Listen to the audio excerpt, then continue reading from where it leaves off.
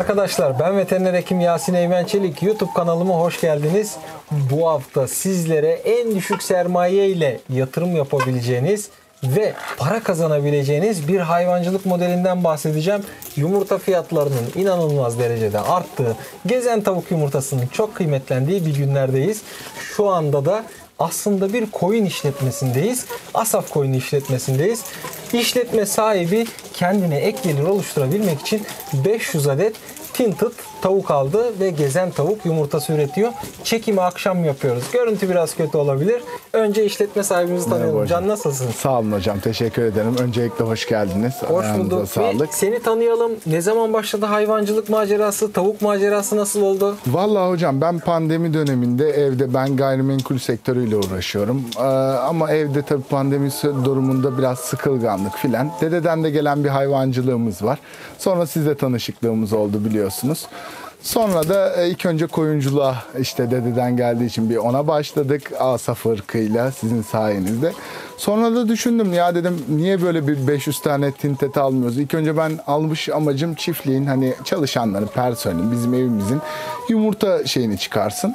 Ama sonra bir baktık etraftan istekler filan hocam. Öyle olunca iş ticarete döndü. Şu anda Allah'a şükürler olsun çalışanlarımızın kümes sayesinde maaşlarını ödüyoruz. Maaşlarını ödüyorsunuz. Evet. Arkadaşlar yanlış duymadınız. 2 tane çiftlikte çalışanımız var. Bunlar aslında koyunculukta çalışan personelimiz. Ama 500 tane tavuğa yem vermek ne kadar vakit alabilir ki diyerek başlarından bir işti. Evet. Maaşta ekstra bir artım yok. Sabah akşam 1-2 saat gelip yemliyorlar. Evet hocam. Ama bütün personelin maaşı aslında buradan çıkıyor. Birazdan detaylara da ineceğiz. Burada 500 tane tavuğumuz var. Evet. Şimdi bu tavuklar buraya geleli kaç ay oldu? Kaçıncı aylarında bunlar? Hocam bunlar 17 Mayıs'ta geldiler buraya. Yaklaşık olarak 7-8 aylık yani 7. aylarındalar. Ama şöyle söyleyeyim, pik dönemlerini hala da yani pik dönemlerinde uzadı. Yani normalde bu hayvanın pik döneminin şu an düşmesi lazım.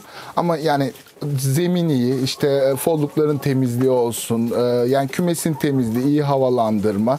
Bunu iyi yönettiğiniz sürece bu hayvanın piki daha da çok uzayabiliyor. Bir de aslında şöyle bir şey var. Biz 7. aydayız şu an. Evet. Birazdan verimlere de geleceğim ama biz İzmir'in, Seferihisar'ın o sıcaklarını yaşadık. Şu an çadır bir işletmedeyiz. Evet. Ama güzel izolasyonunu kurduk çok şükür. Evet. Ve tabii soğutma petleri falan kullandık. Evet, doğru. Yazın sıcağından, stresinden etkilenmedik. Kaç tavuk geldi ve kaç yumurta almaya başladı? Hocam şöyle söyleyeyim, 550 tavuk aldık biz. Normalde kapasitenin üstünde aldık. 500 tane bu çadıra sığıyordu ama biz risk aldık. 50 tane de fazladan aldık. 15. gününde biz yavaş yavaş yani kılavuz tabii olmak şartıyla hepsi büyük olmamak kaydıyla 15. günde biz buralardan bu kümesten 450-460 zaten hepsinin kaydı var. 450'nin üstünde yumurta almaya başladık. Tamam. Sonra bir ay içerisinde falan tabii çıkmaya bir ay başladık. içinde yumurtamız hem büyüdü hem kabuğunda bir değişim oldu. İşte kalınlaşma ona göre yani kendine göre kıvamını aldı. Yarkadan yani ilk kılavuz yumurtadan çıktı. Yeni anaya doğru geçiş yaptı. Sonra zaten en pik zamanında da yine kayıtlarımızda var. Biz 530 tavuktan 510 yumurta, 12 yumurtayı gördük. Yani bu da yaklaşık olarak %98 verime tekamül ediyor. Yani 530 tavuktan 510, 12, 13 civarı yumurta. Evet, bu tabii doğru. birkaç gün sürmedi. Bu uzun bir süre böyle devam etti. Tabii ki. Şimdi gelmiş olduğumuz 7. aydayız artık. Evet. Pikten aşağı inmeye başladık. Bugünlerde topladığımız günlük yumurta adedi ne kadar? Hocam şu an bugün 472 yumurta toplandı buradan. Şimdi aslında tavuğun şöyle bir serüveni var. Bu hayvan geliyor aynı koyun, inek gibi yıllarca bize damızlık olarak Kalmıyor hocam. Bunlar yaklaşık 14-15 aylıkken karlılığını kaybetmeye başlıyor ve dolayısıyla artık elden çıkarılması gerekiyor. Aslında biz 14-15 aylık bir serüveni konuşuyoruz. Ve bunlar da geçtiğimiz yılın, işte bu yılın Mayıs ayında geldikleri için önümüzdeki yılın Haziran, Temmuz ayı gibi doğru mu? En kötü Ağustos ayı gibi 15. aya doğru elimizden çıkmış olacaklar. Ama şu an 472'de olan verim o aylara geldiğinde yaklaşık olarak yani 320 330'a düşecek hocam. Bu da maliyet yani kar zarar hesaplaması yaptığımız zaman artık yavaş yavaş elden çıkması gerektiğini gösterecek. Ama tabii yavaş yavaş düşecek. Daha şu an aslında iyi bir rakamdayız. Aşağı yukarı 520 civarında tavuğumuz var. Şu an hocam burada 514 tavuğumuz var. Biz 472 yumurta aldık. 7. ayda. 7. ayda biz bunun ilk 15 günü alamadık hayvanlardan. Tamam. Geç oldu. Ama sonra da yaklaşık olarak bir 5 ay pik yaşadık. 5 ay pik yaşamak da çok güzel bir şey. Yani ben bunu araştırdım. Pikten kastımız %96-98 arası verimden bahsediyoruz aslında. Yani İçeride 95'e hiç düşmedik. düşmedik. 96-98 arasında değişti. Evet. Ben de öyle biliyorum aşağı Evet. yukarı. Şimdi burada işin içerisinde yumurta fiyatlarının artmasıyla beraber inanılmaz bir karlılık var aslında. Bu tavuklar günlük yaklaşık olarak 110-120 gram civarında yem tüketiyor. Doğrudur hocam. İyi kaliteli bir bakımda. Evet, doğru. Bugün bir yemin çuvalı da yaklaşık olarak 450 lira. Aslında kullandığın yemle de alakalı memnuniyetlerim var. Ben sakıncası olmadığını düşünüyorum. Hangi yemi kullanıyorsun? Hangi modelini kullanıyorsun? Memnun musun? Değil misin? Yetiştiricimizi bilgilendirmek adına onu da alalım aslında. Tabii ki hocam. Ben Özlem Yem Gezen 1 kullanıyorum. Hani şu an Gezen 2'ye de geçebilirim ama yani piki korumak için biraz daha pahalı ama Gezen 1'i tercih ediyorum. Bizim burada ekstra zaten hava şartları ılıman olduğu için biz genellikle çok sert rüzgar, yağmur böyle kötü olmadığı sürece hayvanımız hep yani tavuklarımız dışarıda. Dışarıda yanında kendi ektiğimiz zaten yoncamız var, yeşil yoncamız. Oradan da her gün yani 25 kilogram, bu da yaklaşık olarak bir hayvan başına 40-50 gramlara gibi bir şeye tekamül eder. Bunun gibi bir yeşil ot yiyorlar. Bunu mesela illa herkes yonca diye tutturmaya gerek yok. Pazarlarda bir yeşillikçiye gitseler yani bir marul artığıdır filan, bunlardan da şey yapabilir. Bu da yumurtanın renginde olsun. Yani hayvanın renginde, kabuğunun sertliğinde. Evet yani etkiliyor hayvanın yani şeyinin veriminden çok yumurtanın tadını diyelim orada daha bir etkiliyor. Aslında çok lezzetli, çok da kaliteli bir yumurta üretiyorsun. Yani Evet. beraber de yiyoruz. Yani Teşekkür gerçekten ederim. çok lezzetli ve kaliteli. Yani gezen tavuk yumurtasının hakkını verdiğini düşünüyorum. Teşekkür ederim. Tabii ki gezen tavuk yumurtası deyince insanların aklında hiçbir şekilde yem yemiyor bunlar. Kurtla, solucanla, otla besleniyor sanıyorlar ama bu o değil aslında. O organik yumurtaya giriyor. Organik, evet. Biz organik yumurta değil burada. Biz gezen tavuk. Evet. Gezen tavuğun esprisi de şu. Kafeslerde durmuyor. Serbest, salık bir şekilde tünekleri var. Oralara çıkabiliyorlar. Kolluklar istedikleri gibi kullanıyorlar. Aynı zamanda çadırın içerisinde serbest oldukları gibi bahçeye de serbest bir şekilde girip çıkabiliyorlar. Evet. Hava koşulları el verdiği sürece. Doğru. İşte biz buna gezen tavuk diyoruz aslında. Evet hocam. Tabii ki kullanılan bir yem olacak bunun içerisinde mutlaka. Aslında yetiştiriciler isterlerse kendi ham maddelerini tedarik ederek kendi yemlerini de yapabilirler. Ama bu biraz daha zahmetli bir süreç. Biz şimdi burada koyun işletmesi olduğumuz için vaktimizi çok fazla bu işe ayıramadığımız için bir yem üzerinden gidiyoruz. Burada amacımız da yemin reklamını yapmaktan ziyade vatandaş memnun kaldığı bir şeyi anlatsın. Yarın öbür günde vatandaş şikayetçi olduğu bir üründe aynı bu şekilde söyleyebilsin istiyorum aslında. Çünkü izleyen izleyicilerimiz eğer şunun adını verme, bunun adını verme olunca ben ne anladım? Bu iştene dönüyor işin sonunda. Doğru. Ben de istiyorum ki vatandaş bu üründen memnun kalmış. Bu da duyulmuş olsun. Ama özür diliyorum ama mutlaka kendi yemini yapmak isteyenler de doğru bir formülasyonla kendi yemlerini hazırlayıp hayvanlara verebilir. Çok da güzel olacağına inanıyorum. Şimdi bir aslında şöyle bir hesap yapmak istiyorum ben. Şimdi biz bunlara 110-120 gram yem verdik. Evet. İşte yoncamız vardı. Bahçeden topladık verdik ya da pazardan, manavdan atık marullar vesaireler Evet, bir doğru. şeyler, yeşillikler Yeşil. verebiliriz. Bu bizim yem tüketimimizde biraz daha aşağı çeker. Tabii ki. Sonuçta bu hayvanın midesi taşlı. İşte günlük 120 gram alacaksa sen ekstra bir şey verirsen sonuçta yemden düşer bu da. Ortalama olarak maliyeti aslında tavuk yemlerinin maliyetine baktığımızda 400-450 lira arasında değişiyor.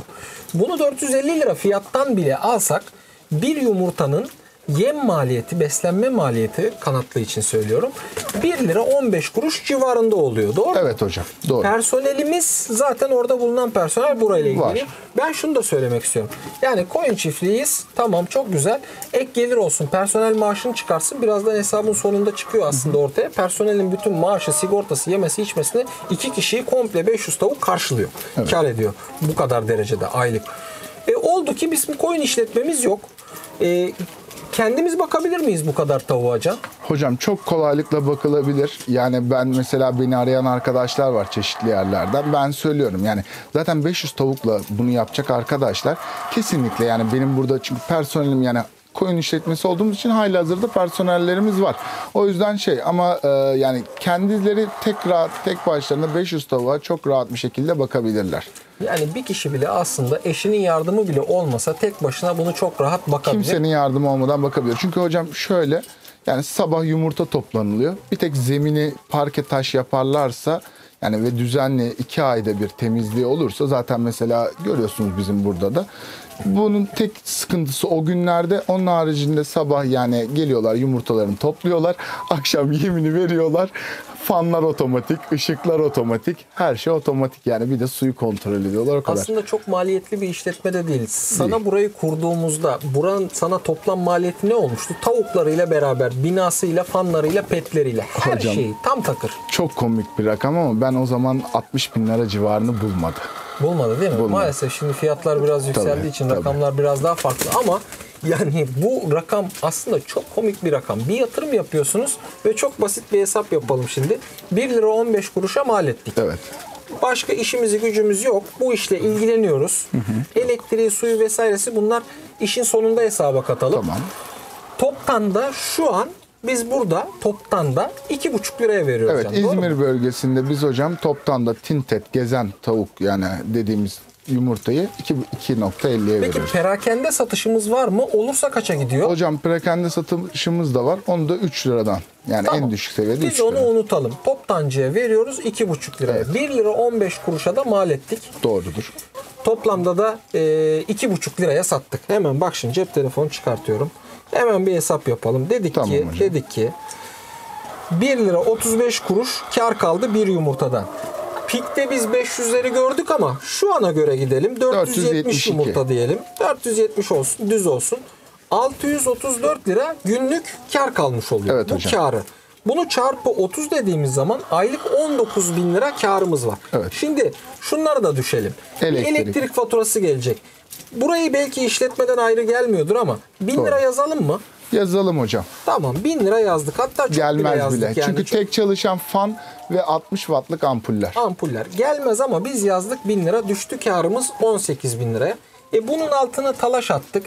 Vitamin mineral yaptık. Arada bir aşıları var. Aşılarını yaptık. 1000 lira da onlara yazalım aylık. Her Yani. ay. Aslında tutmuyor da. Hocam çuvalı talaşın yani belli bölgelerde ücret bile vermeden arkadaşlar alabilir. Tamam. Yani biz zorluya 1000 liraya çıkarttık. Evet. Tamam, çıksın dedik. Kaldı karımız 17 bin lira. Hesap edemedik. Bir şeyler daha oldu desek hadi düşsün 16 bin liraya. Viyol parası var. Yani bunun Dezenfeksiyon kısmı için, var. vesairesi Evet, için. yumurtaları viyollemek için var. Tamam. Bunları da, viyolleri, dezenfeksiyonları da koyduk. 16 bin lira kardan bahsediyoruz. Doğrudur. 500 tane tavuğumuz var. Günde birkaç saat vakit ayırarak bu hayvanlardan biz ayda 16 bin lira para kazanıyoruz. Bu sayede 2 tane çalışanımızın Maaşını maaşı, ödüyoruz. yemesi, içmesi vesaire, yani personel gideri çıkmış oldu. Yani koyunculuk işletmesine ekstra yük doğurmadan 2 personelin 500 tavuk maaşını ödediği gibi bir kişi bunu kendi başına yapmaya kalktığında da Gelir. bunu kazanabiliyor. Evet. Ama ben burada şuna inanıyorum bir de Can. Sen burada çok özeniyorsun. Bu özenme işi önemli. Yani 500 tavuğu koydum, yemi döker, suya bakar, çıkarım. Olmaz bu iş. Altının düzenli temizlenmesi lazım.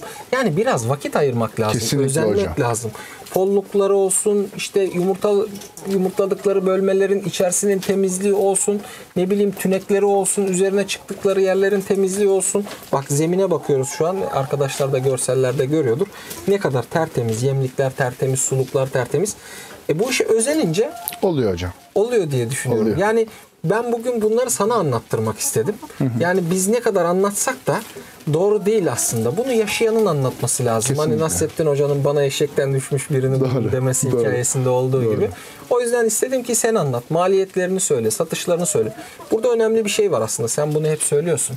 Bunu da bir de senden duymak istiyorum. Bir kişi ne kadar yumurta üretmeli? Bunu neye göre ayarlamış? Şimdi 500 tavuk 16. 1000 yapalım 32 olsun. 10 bin yapalım 320 bin Hocam, olsun. Nasıl bu iş? Şimdi hocam benim bu yani kendi felsefem diyeyim, şöyle söyleyeyim. Biz yani gayrimenkulde de al sat işiyle uğraştığımız zaman da talebin hep karşılayamamak isteriz. Yani şimdi benim yumurtada da şöyle, benden atıyorum günde 1000 tane talep varsa ben bunun 1/3'ünü yani 300 yumurtalı ulaşıyorum. Ben şu an benden eşim, dostum, yani ben günde 2000 tane yumurta üretsem burada satabilirim. Ama ben burada 470 tane, 500 tane yumurta ortalamayla gidiyorum. Bu 1500 tane geri kalan yumurtayı neden satmıyorsun veya 1000 tane yumurtayı niye alıp yapmıyorsun diyorlar. Çünkü yani tüketici değiştirebiliyor. A firması var, B firması var, C firması var. Yarın öbür gün değiştirdiği zaman ve talebin hep altında kaldığınız zaman müşteriniz değişse bile ve bir kriz olsa veya elinizde bir sorun olduğu zaman siz küçük zararlarla atlatabiliyorsunuz. Ama siz talebi karşılayacaksınız diye, yani 1500 tane benden bugün insanlar yumurta istiyor diye 1500'lük ben kümes kursaydım, yarın X firması benden yumurta almayı bıraktığı zaman ben o yumurtayı satana kadar elimde kalacaktı. Ve benim elimde ürün biriktiği zaman bu bozulan bir şey, gıda. Büyük ve ben zarar. bunu zarar, bozulabilir veya değerinin altına satacaktım. Ama ben kapasitemden daha aşağıda ürettiğim için ve malıma da, yani ürettiğim yumurtaya da güvendiğim için bunu istediğim şekilde pazarlayabiliyorum. Yani şükürler olsun, yani talebi karşılayamıyoruz ama elimizden geldiği şekilde en iyi, en sağlıklı yumurtayı halka ulaştırmaya çalışıyoruz. Şimdi burada bu söylediğin nokta gerçekten çok önemli. Çünkü izleyici bir anda şu kanı oluşabilir. Sen 500'den bu kadar kazanıyorsan sen manyak mısın ya? 100 tane, 500 değil 1000 tane yap. 1000 değil 10.000 tane yap.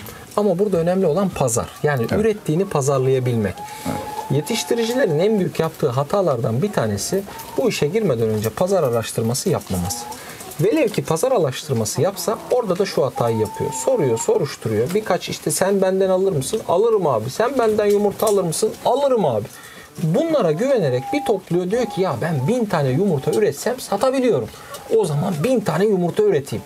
Fakat bunu üretmeye başladığı anda o alırım abi, alırım abi diyenler almadığı anda birden elinde günlük 100, 200, 300, 500 tane yumurta artıyor. Arkadaşlar tüketilebilecek bir şey değil. Depolaması İmkanı. ve saklaması uzun ömürlü olan bir şey değil. Maksimum 20 küsür günler içerisinde 27. günlere varmadan bunun bitmiş, tükenmiş olması lazım. Bunu bir de bir gün satamadığınızda ertesi günde o kadar, ertesi günde o kadar, ertesi günde o kadar derken 10 gün içerisinde binlerce yumurta olmuş oluyor. Doğrudur. Artık depolanamaz, saklanamaz ve satılamaz bir kıvama geliyor. Bu sebepten ötürü bu tespit çok güzel aslında. Bunu duymak istedim. Siz tahmin ettiğiniz talebin 1/3'ünü karşılayacak şekilde bir üretime girdiğinizde Evet hocam. yeter ki millet istesin, sen yok de. Kesinlikle. Yarın öbür gün bir problem yaşadığında bir yerde zaten isteyen vardı, ben yok diyordum deyip oraya dönebilirsin. Dönebiliyorsunuz. Bir de piyasayı, dönemi iyi takip etmek lazım. Kesinlikle. Tavuk hızlı bir iş. Yani alıyorsun 14 ay boyunca, 15 ay boyunca verim alıyorsun, kestiriyorsun. Doğru. Ondan sonra yeni partiye dönüyorsun.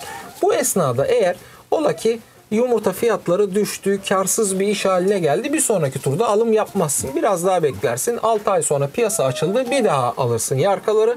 Bir daha üretime girersin. Evet. Burada da bir esneklik sağlıyor aslında. Çok güzel bir yatırım kolu. Çok da pratik, çok da eğlenceli bir iş. Kesinlikle. Keyifli bir iş. Büyük hayvan gibi gübresi yok. Koyun gibi yayma derdi yok. Yok, derdi yok. Bunlar çıkıyorlar, geziyorlar, Evet, dolaşıyorlar. evet hocam. Çok da güzel, sağlıklı da bir ürün Evet. üretmiş oluyoruz aslında. Bir de şey çok güzel. 5 aylık gebeliği yok. 9 aylık gebeliği yok. Yani akşam yiyor, sabah veriyor. Evet. Yani masrafsız hocam. Küçük paralara iyi gelir getirebilecek bir iş. Yani ben mesela, beni çok arayan insan oluyor. Videolardan olsun, ulaşıp olsun, eş dost olsun. Ya ben mesela diyorum ki bir yerde asgari ücrete çalışacağınıza, eğer hayvandan seviyorsanız, doğayı seviyorsanız, ya kardeşim gidip çalışmayın. Gelin 500 tane tavuk alın. Kimsenin ağız kokusunu da çekmezsiniz. Eşe dostunuza organik yaptığınız işte gösterin. Yani daha iyi gelir kazanırsınız diyebiliyorum ben buna. Çok teşekkür ediyoruz. Ne demek hocam? Evet arkadaşlar, bir videonun daha sonuna geldik. Eğer siz de böyle bir işletme sahibi olmak istiyorsanız, eğer siz de ben yumurta tavukçuluğu yapmayı düşünüyorum diyorsanız altta vermiş olduğum numaralardan bizlere ulaşabilirsiniz. Aynı Can Bey gibi sizlerin de bir işletmesi olabilir. Hem de büyük başta koyunda olduğu gibi büyük yatırımlar yapmadan ufak yatırımlarla kendi işinizin patronu olabilirsiniz. Ben bu hafta size işletme sahibinin ağzından burada neler yaşanıyor onu anlatmaya çalıştım. Ne kazanıyor, ne kaybediyor onu göstermeye çalıştım. İnşallah faydalı bir video olmuştur. Can Bey'e de çok teşekkür ediyoruz. teşekkür ederim Güzel hocam, bir sohbet ayaklarınıza oldu. sağlık. Şimdilik bir videonun sonuna geldik. Başka bir videoda görüşmek üzere. Hoşça kalın.